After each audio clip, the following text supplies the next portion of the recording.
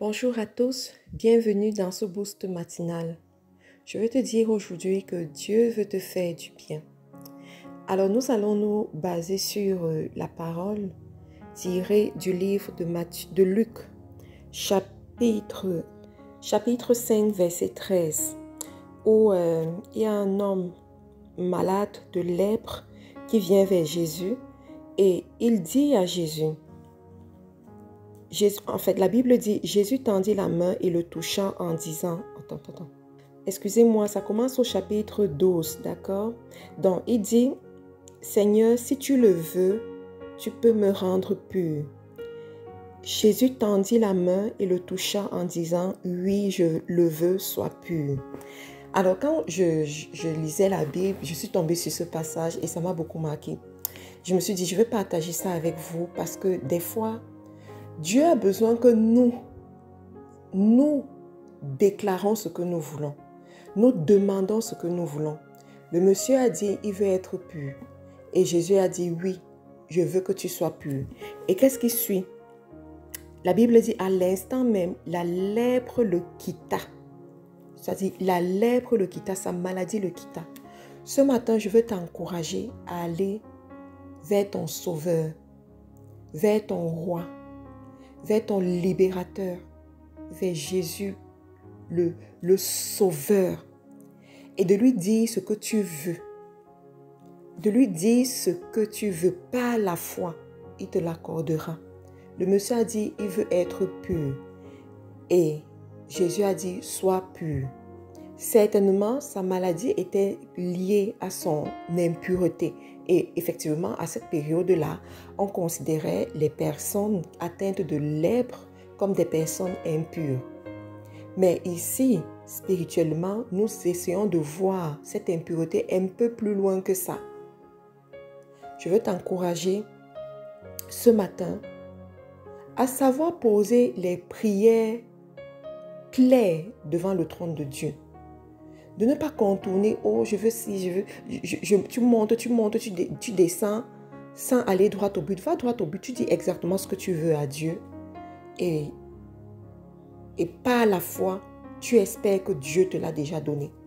Ce qui nous manque souvent en tant qu'enfant de Dieu, c'est ce comportement d'enfant-là, en fait. Tu vois, cette attitude d'enfant. L'enfant, lorsqu'il demande quelque chose à son parent, il se fout de savoir comment son parent va faire pour l'avoir.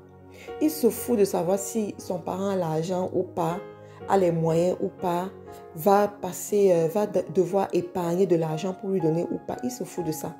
Il pose sa doléance. Et le parent, s'il l'accepte, se bat à satisfaire le besoin de son enfant. Ce matin, je voudrais nous interpeller à cette attitude d'enfant devant l'Éternel, à cette attitude où nous venons, nous posons nos requêtes. Mais pas seulement poser, parce que je ne fais pas partie. En fait, je suis toujours mal à l'aise quand, devant les enseignements où on dit demande. Non. Je sais que nous avons des besoins, mais je sais aussi que avec Dieu, on ne passe pas juste le temps à demander sans donner en retour. Alors que tu demandes, si tu veux que ta prière soit efficace, ou bien si tu veux respecter le protocole comme il faut, pose-toi aussi la question de savoir qu'est-ce que je donne en retour? Qu'est-ce que je fais pour faire avancer le royaume de Dieu? Qu'est-ce que je fais? Et je veux dire à quelqu'un ce matin, vous savez, à un certain moment de la vie, à un certain âge de la vie, il ne faut plus vivre par hasard. Il ne faut plus vivre comme si demain nous appartenait. Il ne faut plus vivre comme des insensés. À un moment donné de la vie, organise ta vie de telle sorte que tu as une discipline que tu suis, une discipline à laquelle tu es fidèle. Et dans cette discipline, on doit venir retrouver qu'est-ce que tu fais pour le royaume de Dieu. Quelles sont les 10 minutes que tu passes pour bénir le peuple de Dieu? Quelles sont les 30 minutes que tu passes pour aider le peuple de Dieu? Quelles sont les actions que tu mènes pour aider le peuple de Dieu? Je ne suis pas en train de te demander de commencer à faire les boosts ou de prendre le micro, commencer à enseigner. Non. Ça peut être, c'est-à-dire que ça peut être prendre un peu de temps pour aller dans un orphelinat de ta ville. un peu de temps, passer le temps avec les orphelins. Lorsque j'étais au Cameroun, par exemple, je pratiquais beaucoup ça. Je prenais souvent ma famille, j'allais à l'orphelinat, on passait du temps avec eux, on causait avec eux. Et ça les faisait du bien à ces enfants-là.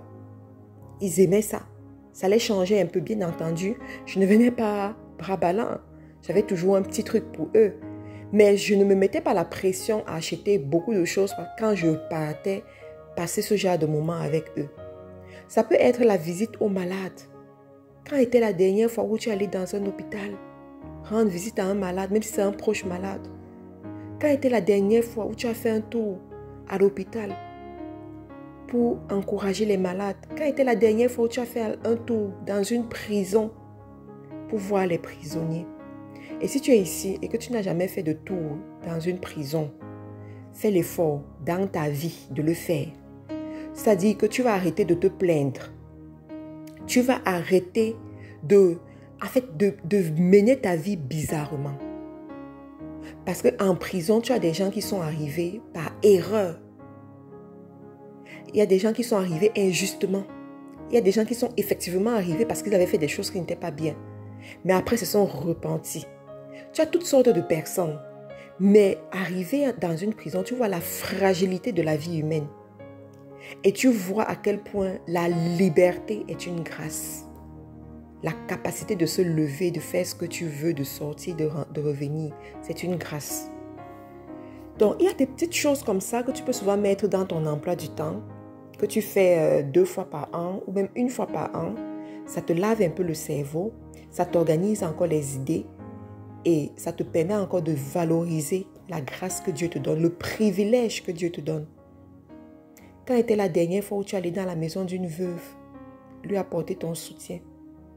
Dans ta propre famille, même il y en a des veuves. Mais tu vis sans tenir compte d'elles. Tu vis sans... À un moment donné, vas-y. Je vous ai toujours dit, nous sommes des privilégiés de Dieu. Et en tant que privilégiés de Dieu, nous devons savoir rendre grâce par rapport à ce privilège. Celui qui dit merci demande encore plus. Pendant que tu dis merci, là, Dieu regarde certains points de ta vie qui ne vont pas et il les arrange. Vous savez, moi je pense qu'en tant que chrétien, on doit arriver à un certain niveau où on ne passe plus le temps à trop prier pour nos besoins. On ne passe plus le temps à trop... c'est-à-dire, nos sujets de prière ne se concentrent plus sur nous-mêmes. Ça ne veut pas dire que nous n'avons pas de problème. Hein. Nous en avons. Ça ne veut pas dire que nous n'avons pas de besoin. Nous en avons.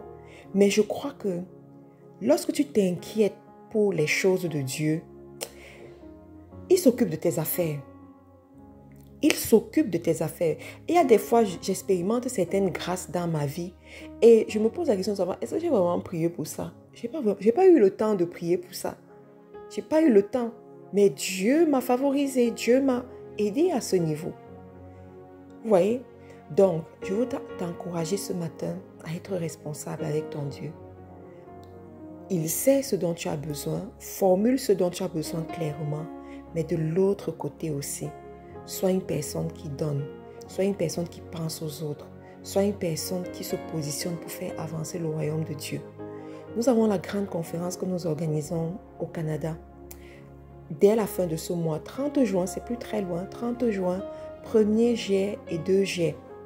C'est une conférence, c'est pas la conférence d'une personne. Parce que par exemple, il y a des gens qui me disent, Marthe-Karine, est-ce que tu peux m'aider avec le ticket? Je dis que c'est pas ma conférence. Je ne sais même pas comment les tickets font. Comment on fait pour avoir les tickets? C'est la conférence d'un groupe de personnes. Et FDE, c'est un groupe de personnes. Ce n'est pas la chose d'une personne. Ce n'est pas la chose de Marthe-Karine. Ce n'est pas la chose d'une quelconque personne. C'est la chose d'un groupe de personnes qui se mettent ensemble et qui ont décidé de faire avancer le royaume de Dieu. Ce n'est pas une église non plus. C'est une association d'amoureux de Jésus-Christ, d'amoureux des choses divines en fait, et qui se positionnent pour faire avancer le royaume de Dieu en âme et conscience. Donc, voilà une conférence que nous avons choisi de mettre sur pied pour la gloire de Dieu, pour éduquer les êtres humains par rapport à ce que Dieu peut faire dans leur vie, pour briser les jougs. Parce que le vendredi de gloire, par exemple, ces vendredis de puissance. Voilà, pour briser les jougs, pour enseigner le leadership selon Dieu, pour bénir le peuple de Dieu tout simplement et bénir la nation du Canada. Donc, tu n'as pas envie d'être à l'écart. Tu as envie de faire partie de ce genre de mouvement. Donc, je t'encourage à prendre ton ticket si ce n'est pas encore fait. Parce que aux dernières nouvelles, il ne restait pas beaucoup de place. Et je t'envoie aussi à donner ta participation, c'est-à-dire ta portion de bénédiction si tu ne l'as pas encore fait. Parce que cette conférence est autofinancée par le groupe. Ce n'est pas une personne qui finance la conférence, c'est autofinancé par le groupe. Et c'est comme ça les choses de Dieu. Quand tu vois un endroit où Dieu agit réellement, c'est un endroit où le peuple se met ensemble pour le glorifier. C'est un endroit où le peuple se met ensemble pour financer. À ce moment, Dieu agit largement parce que c'est des cœurs unis qui se mettent ensemble pour faire des choses. Que Dieu te bénisse et te rende prospère. Que Dieu augmente dans ta vie. Que Dieu élargisse ta tente et remplisse tes greniers. Que Dieu te fasse connaître les bonnes choses sur cette terre. Que Dieu te donne la paix, la santé divine, la protection divine. Que Dieu te donne la bénédiction qui s'accompagne d'aucun chagrin. Que Dieu te distingue parmi tes pairs. Que Dieu te fasse avancer davantage et expérimenter la grâce divine qui apporte la paix en toutes circonstances. Que Dieu confonde tes ennemis. Que Dieu t'éloigne de ceux qui te veulent du mal. Que Dieu protège ta progéniture. Que Dieu protège tous ceux qui sont sous ton leadership. La grâce de Dieu est visible dans ta vie. Que Dieu te fasse aller de gloire en gloire. Au nom de Jésus, j'ai prié. On se retrouve lundi par la grâce de Dieu. Au revoir et passez un bon week-end.